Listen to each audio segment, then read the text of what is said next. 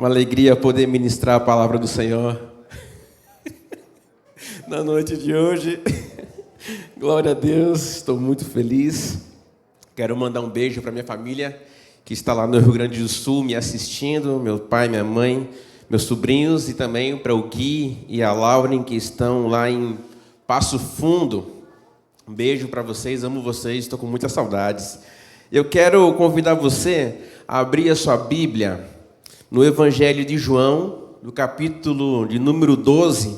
Nós vamos ler os 8 primeiros versículos desse capítulo.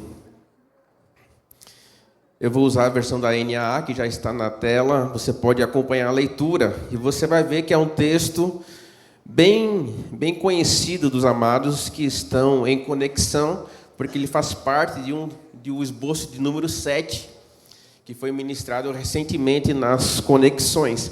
Então acompanhe comigo a leitura.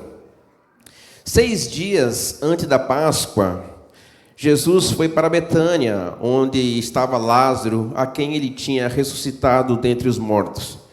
Prepararam-lhe ali uma ceia. Marta servia e Lázaro era um dos que estavam à mesa com Jesus. Então Maria, pegando um frasco de perfume de nardo puro, muito precioso, ungiu os pés de Jesus e os enxugou com os seus cabelos. E toda a casa se encheu com o cheiro do perfume.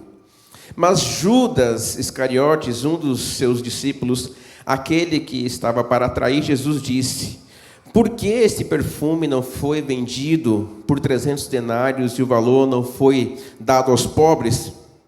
Ele disse isso não porque se preocupava com os pobres, mas porque era ladrão, e tendo a bolsa do dinheiro, tirava o que era colocado nela.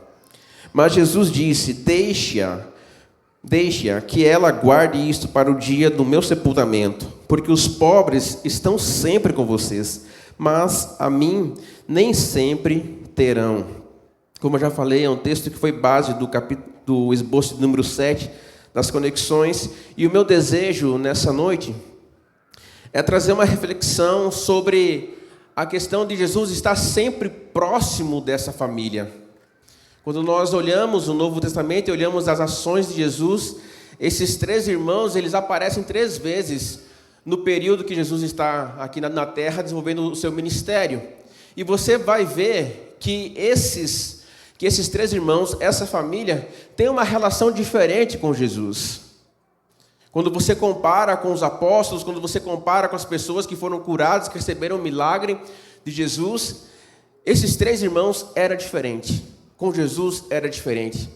Eles moravam em Betânia, que ficava mais ou menos 3 quilômetros de Jerusalém. E quando você abre o capítulo 11 do Evangelho de João, você vai encontrar o momento em que Lázaro adoece, e é uma doença que o leva à morte. Então, as irmãs mandam avisar Jesus que aquele a quem ele amava estava doente. E Jesus demora-se de chegar lá, demora alguns dias de chegar, e nessa demora, então, Lázaro vem a óbito. Então, Jesus vai até Betânia, e quando as irmãs ficam sabendo que Jesus estava chegando, Marta, em primeiro lugar, ela meio que cobra Jesus. Senhor, se tu estivesse aqui, meu irmão não teria morrido. Se tu estivesse aqui, eu tenho certeza que ele não morreria. E aí, então, Jesus dialoga com ela, e seguindo ele caminho até onde haviam sepultado Lázaro, Maria vai ao encontro dele e fala a mesma coisa: Senhor, se tu estivesse aqui, meu irmão não teria morrido. Esse tipo de diálogo, esse tipo de interação que elas têm com Jesus, me mostra um outro nível de relacionamento. Não se trata de uma relação de curador e curado, não se trata de uma relação de libertador e liberto. É uma relação que vai além disso. Nessa relação, Marta e Maria, elas poderiam ser autênticas, poderiam ser elas mesmas, e Jesus se sentia à vontade com ela. Alguns teólogos, alguns comentários bíblicos dessa passagem relatam que que a casa desses 3 irmãos era uma espécie de refúgio, de descanso para Jesus. Quando ele ressuscita Lázaro, logo depois ele vai para Efraim, que fica mais ou menos 40 quilômetros de Betânia. Ele vai todo esse caminho a pé até Betânia, depois para jantar com esses irmãos, para depois seguir então para Jerusalém. O que leva Jesus a querer estar com essa família?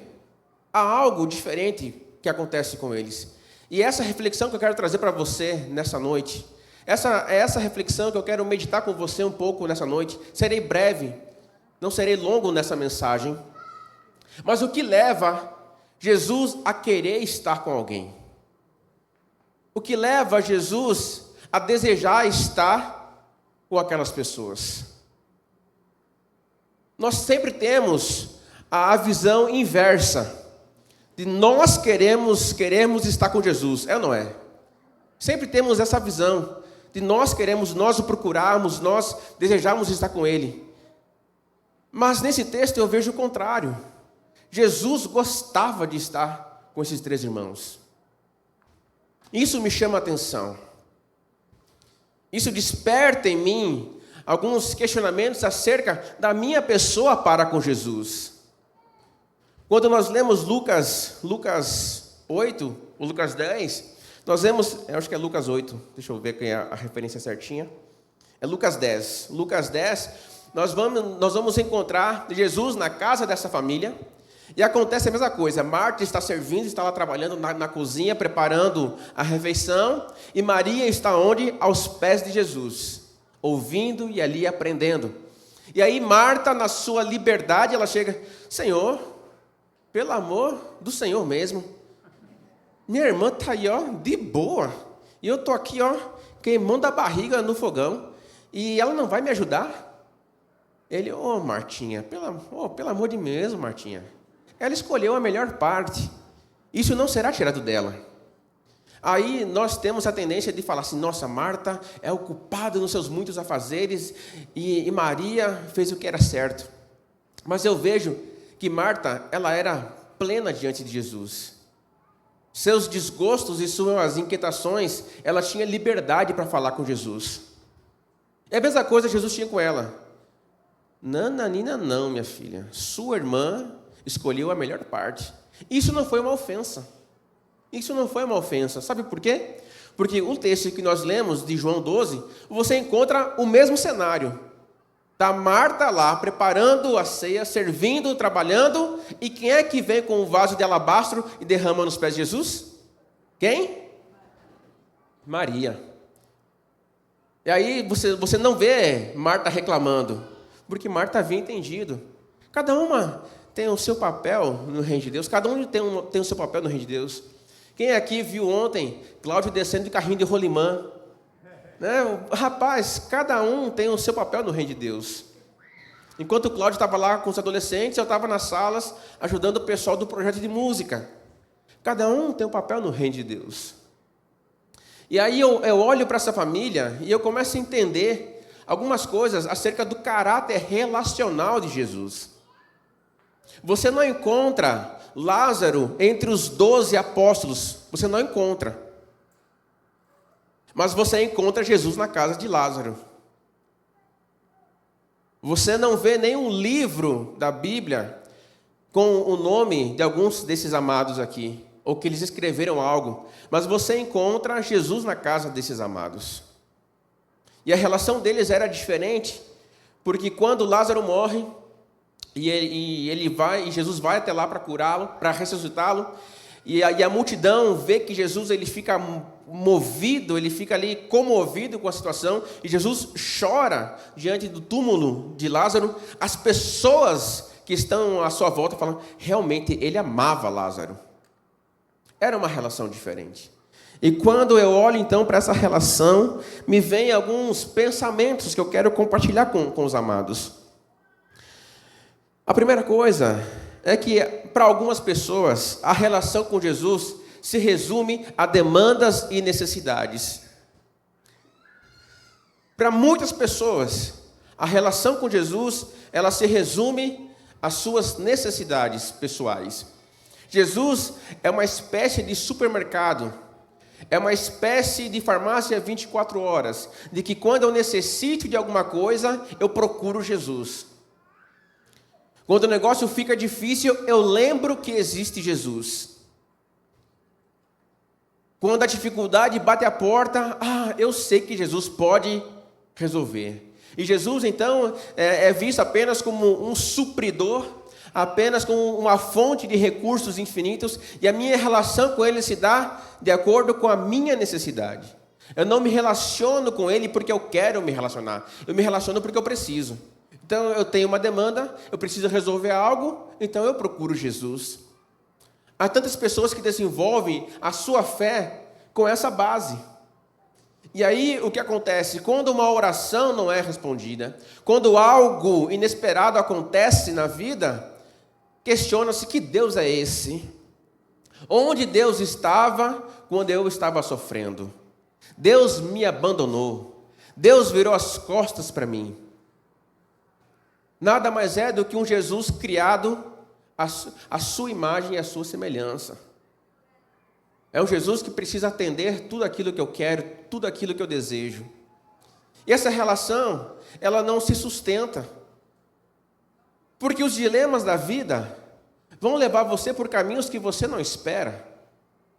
As circunstâncias da vida vão levar você a trilhar caminhos que você não imagina, que você não desejaria. Mas muitos ainda insistem em levar a vida com Jesus dessa maneira. Eu nunca me esqueço de uma história real de um amigo meu, lá de Panambi. Isso já tem bastante tempo, viu, amados? Foi lá 2002, 2003, naquela época. Então já tem um parzinho de ano aí. E ele queria muito ser batizado com o Espírito Santo.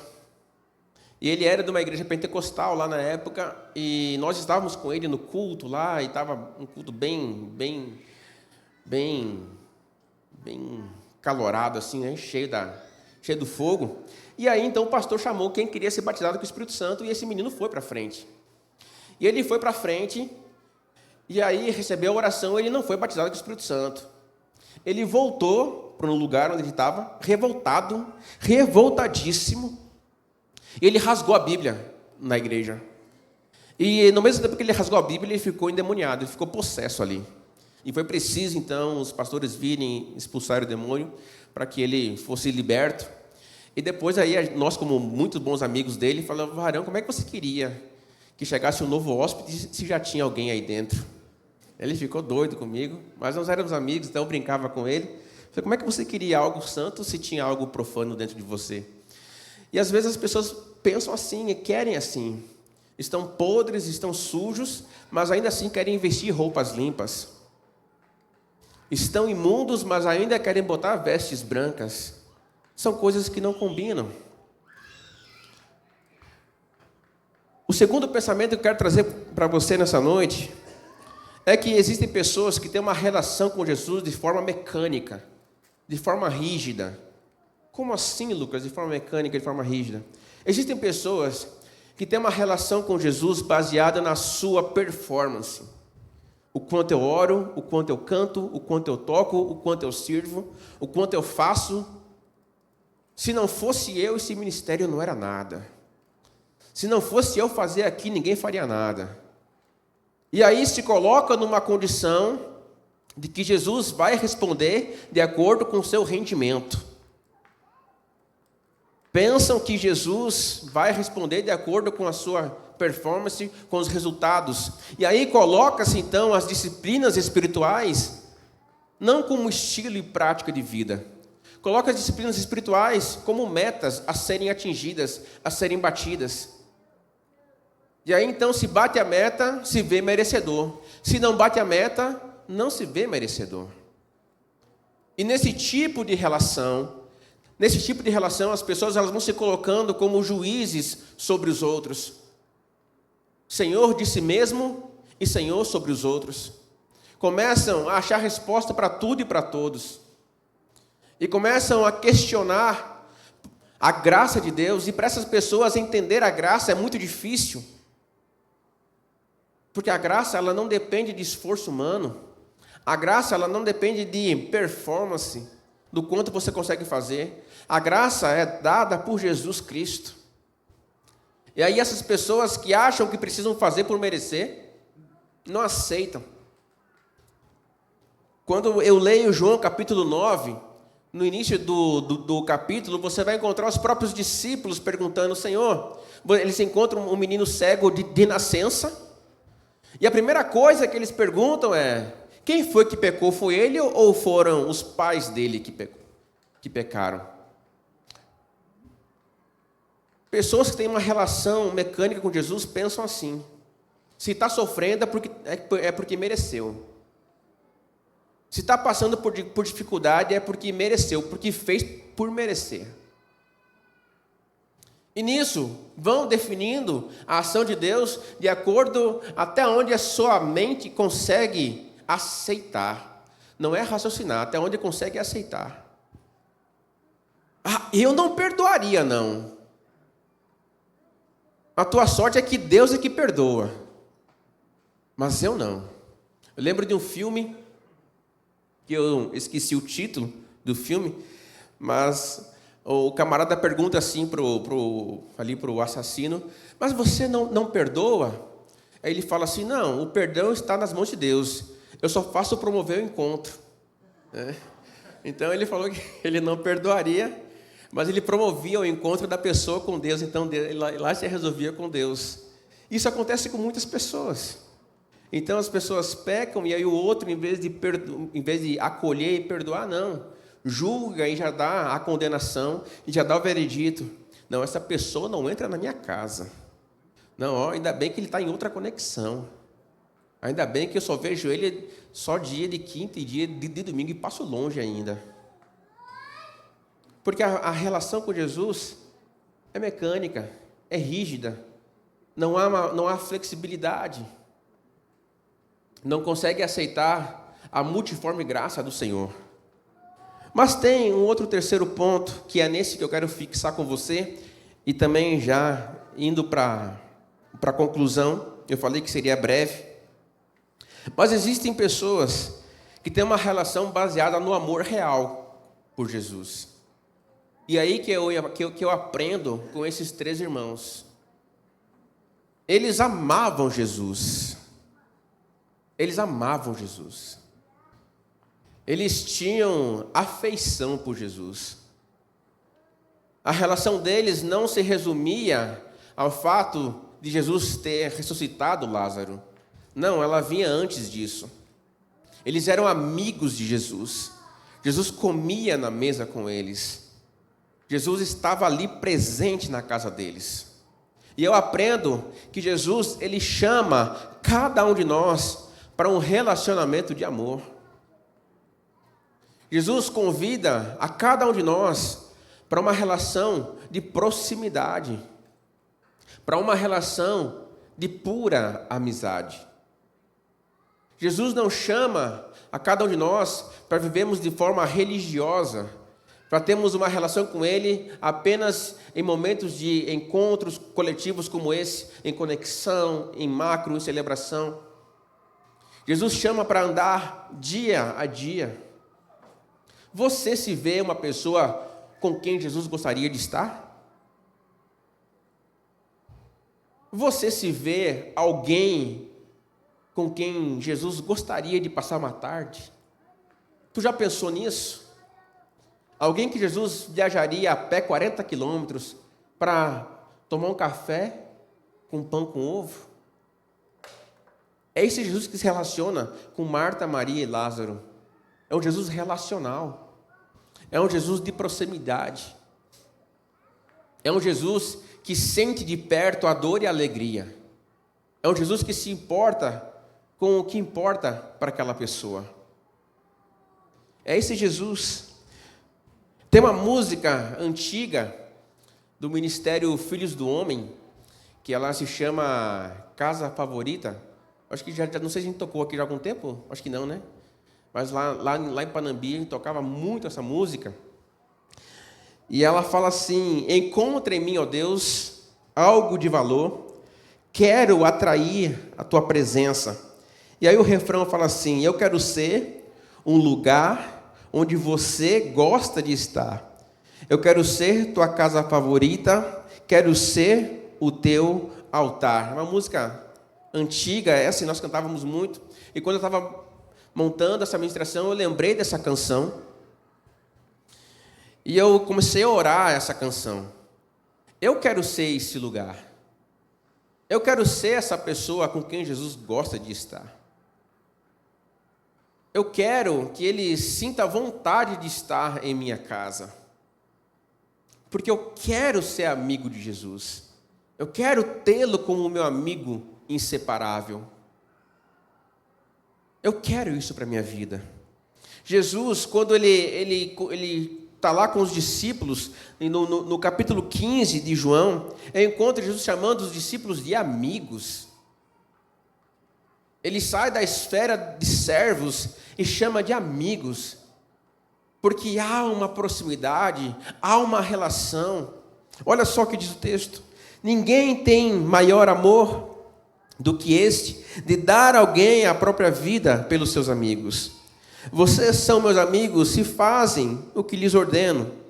Já não chamo vocês de servos, porque o servo não sabe o que o seu senhor faz. Mas tenho chamado vocês de amigos, porque tudo o que ouvi de meu Pai lhes dei a conhecer. Em João, capítulo 21, o texto que Mateus leu aqui no ofertório, tem uma fala linda de Jesus. Ao romper o dia, Jesus estava na praia, mas os discípulos não reconheceram que era ele. Jesus lhes perguntou: filhos, será que vocês têm aí alguma coisa para comer? Jesus chamou seus discípulos de filhos, porque há uma relação de proximidade, há uma relação de intimidade. Hoje é dia de você romper com as ideias erradas da relação que você tem com Jesus. Você não foi chamado para ser funcionário do Senhor. Você não foi chamado para isso. Você não foi salvo para isso. Você não foi salvo para bater ponto na igreja. Você foi salvo por uma relação de amor com Jesus. E a pergunta é: você ama Jesus? Você deseja de fato estar com Jesus? Você deseja de fato amá-lo acima de todas as coisas? Você deseja ser essa pessoa com quem ele gosta de estar? Talvez até aqui você tenha caminhado pelo caminho da religião, criando um Jesus na sua mente, moldando um Jesus de acordo com os seus desejos, com as suas vontades, com as suas dores, definindo um Jesus a partir de si mesmo. Quantas pessoas com histórias sofridas definem Jesus como um Deus distante? Pessoas com histórias difíceis definem um Deus inalcançável. Não, eu não consigo orar, então eu vou chamar um pastor que tem uma oração forte. Ele pode orar para que eu seja curado. Ele pode resolver para que eu seja curado. Quantas pessoas andam por esse caminho? Quantas pessoas definem Deus por uma perda? Passam por um momento difícil, passam por uma tribulação e falam: é isso mesmo. Eu não fiz o que devia ser feito, agora Deus pesou a mão. Rapaz, eu me neguei a ir para o sertão no dia 16 lá, agora está aí, bati o carro. Eu sabia que tinha que dar meu nome para Zenando e Ramon, mas agora já era. E vão pensando assim, e vão se relacionando com Deus dessa maneira.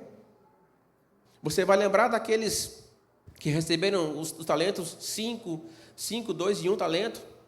O que recebeu 5 foi lá e multiplicou, o que recebeu 2 multiplicou, e o que recebeu 1, não, porque eu tive medo, porque eu sei que o Senhor colhe onde não planta.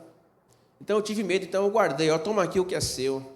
Tem uma relação de medo com Jesus, pensando que ser verdadeiro com Ele pode custar muito caro.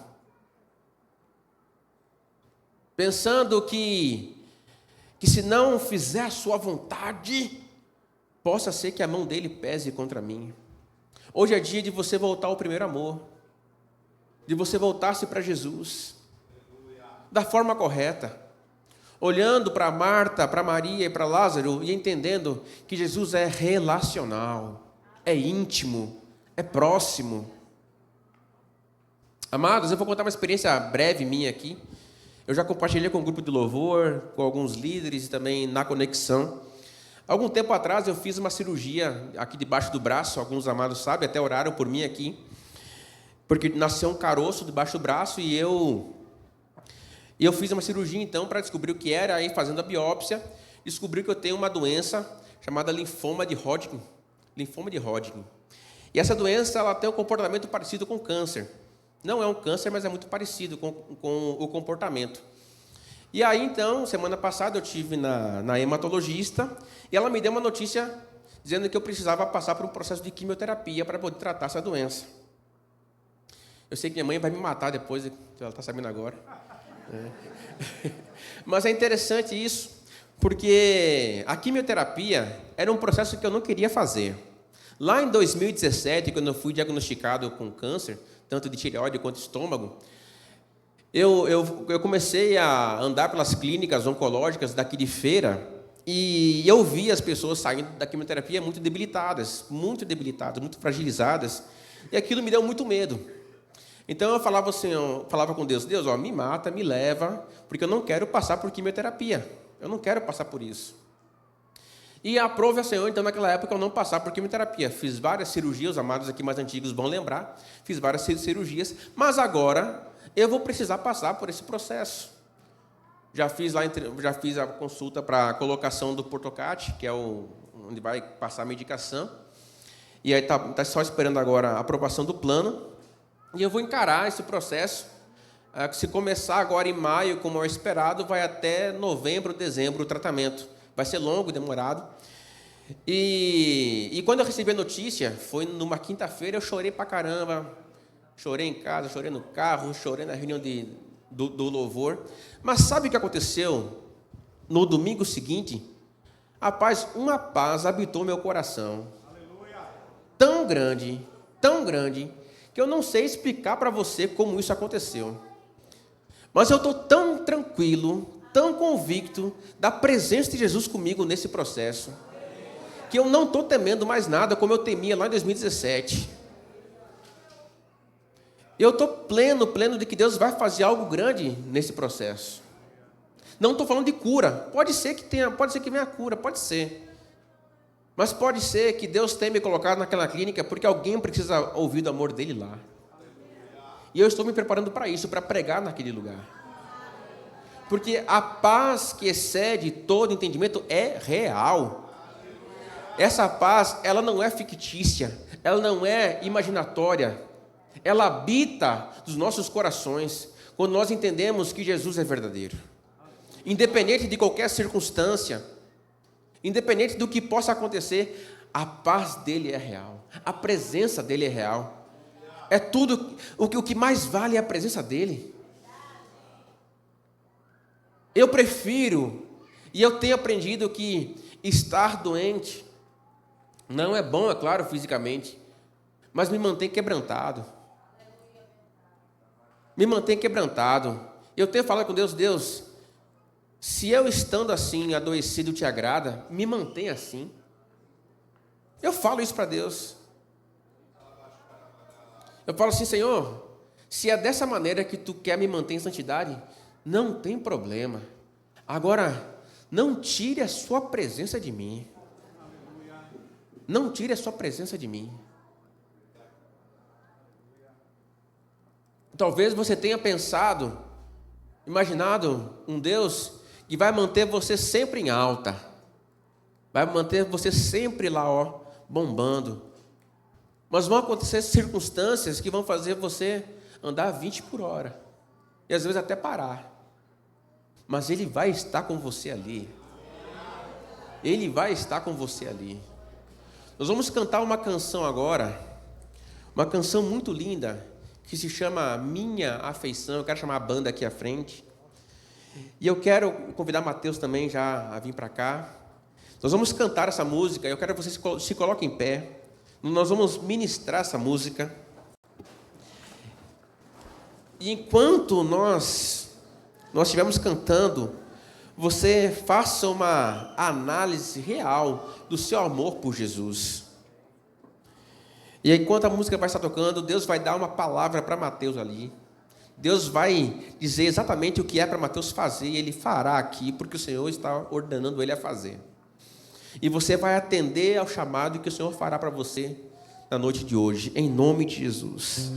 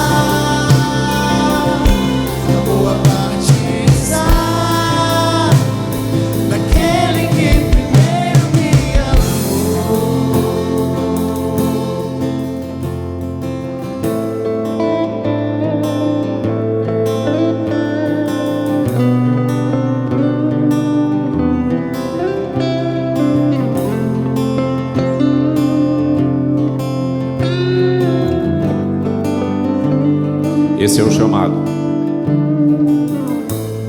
Você não está aqui hoje por uma coincidência. Você está aqui hoje porque Jesus tocou seu coração, porque você precisava ouvir dele algo que foi compartilhado através da vida de Lucas, não só através da fala, do conhecimento, do entendimento dele, mas da sua própria vida. A própria vida que é a verdade. Eis aqui uma verdade. Esse Deus te chama para que você experimente dessa paz que nenhum ser humano tem capacidade de explicar, porque ela excede a inteligência humana. Essa paz é o próprio Cristo Jesus, aquele que morreu na cruz para pagar o preço da tua vida. Então não cabe mais no seu coração as preocupações, ansiedades, mas cabe sim você se render a Ele e apresentar através de orações e súplica todos os seus pedidos. E Deus guardará o coração de vocês e lhes dará a paz que excede entendimento. Então hoje é um momento de você abrir a porta do seu coração para permitir que o Senhor entre e que Ele tenha, porque Ele tem já desejo de entrar no teu coração, na tua casa. Assim como Ele tinha na casa daqueles 3 irmãos o desejo de viajar para estar com eles. O amor é tão grande do Senhor por você, assim como o amor de Jesus por Lázaro. que aproveitou aquela circunstância difícil para que a glória de Deus fosse manifestada, pediu para abrir a pedra, tirar a pedra e falou: Lázaro, vem para fora. O Senhor está te fazendo um convite hoje para você sair do casulo, para você sair da armadura que te impede de experimentar da paz, do amor. E Ele te convida hoje. É hora de você romper, é hora de você vir à frente. Vem à frente como um ato de prova do seu amor e do seu desejo para que o Senhor toque no seu coração. Toque no seu coração, desamarre, quebre os cadeados que te prendem. Os cadeados que têm prendido você às circunstâncias desse mundo. Você não é deste mundo, você está nesse mundo, porque o Senhor te fez para Ele. E é engraçado que Ele quer estar com você. Jesus foi um Deus que caminhou, gente. Jesus é um Deus que sacrificou o seu Filho. Deus sacrificou Jesus por você. Jesus não tem medido esforços para derramar do amor dele sobre tua vida, mas talvez você esteja se esforçando demais, se escondendo, se prendendo atrás de uma porta frágil, atrás de uma porta que você pode até estar achando que está trancada, mas é frágil. E Ele está agora, hoje, batendo nessa porta. E Ele diz que: eis, quem ouvir e a porta abrir, eu entrarei e cearei com eles. Jesus quer cear com você. Jesus quer fazer contigo. Jesus quer ser um com você. Ele se dá. E Ele não tem problema de passar o tempo todo com você, assim como Lucas falou. E Ele quer estar com Lucas nesse processo. E Ele estará com Lucas nesse processo. E nós vamos presenciar do poder de Deus através da vida de Lucas, como presenciou aquele tanto de judeus que viram o poder de Deus quando Jesus mandou Lázaro vir para fora. Lázaro foi ressuscitado, e o Senhor quer ressuscitar. O Senhor quer te dar algo que vai além daquilo que você pensa ou pede. Esse é o Deus a que servimos.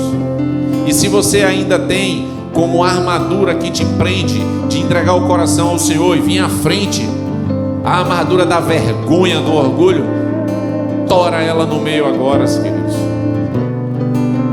Os presbíteros vão orar, nós vamos orar por você. E você vai experimentar algo hoje novo.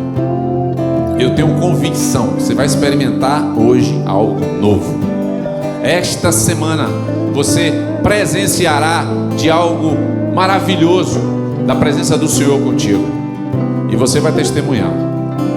Você vai testemunhar porque você vai gritar ao mundo e apresentar sobre o que o amor de Deus tem feito por você. Então venha. Os pastores estão orando e eu vou orar com vocês. Amado Pai, poderoso Deus, bendito és Tu, Pai, que não considera as fraquezas nossas, nossa natureza pecaminosa, não considera que somos impuros, sujos, fedidos, mas quer estar conosco. O Senhor não se importa da humildade, da falta daquilo, da falta de luxo, da falta de conforto, porque o Senhor não está interessado nas nossas coisas, o Senhor está interessado na nossa vida. E Deus está interessado pela tua vida. Ele quer amá-lo. E Ele amando, Ele quer que você trabalhe sua afeição por Ele. Bota para fora esse seu amor, é um amor de gratidão. Não tenha medo, não tenha vergonha de se entregar a esse Deus que te fez e que quer simplesmente estar contigo. E quão bom e maravilhoso é termos a presença do Senhor, assim como Lucas testemunhou aqui. Pai, entrego a vida destes que aqui vieram ao Senhor, mesmo tendo a convicção de que eles já são seus, mas hoje eles vêm aqui à frente como um testemunho vivo, declarado publicamente, que eles se entregam ao Senhor e querem sim, Pai, ter tempo de vida contigo. Querem sim, Pai, a tua presença, e querem sim, Pai, ser declaradamente teu, não por conhecimento, mas por entendimento e pela sabedoria de poder colocar em prática aquilo que conheceram. Abençoe-os naquilo que eles precisam, que o Senhor bem sabe, Pai. Abençoe a vida do pastor Lucas nesse processo que o Senhor confiou a ele. Abençoe, Pai, e o use para manifestar a tua glória nessa terra. Em nome de Jesus. Amém.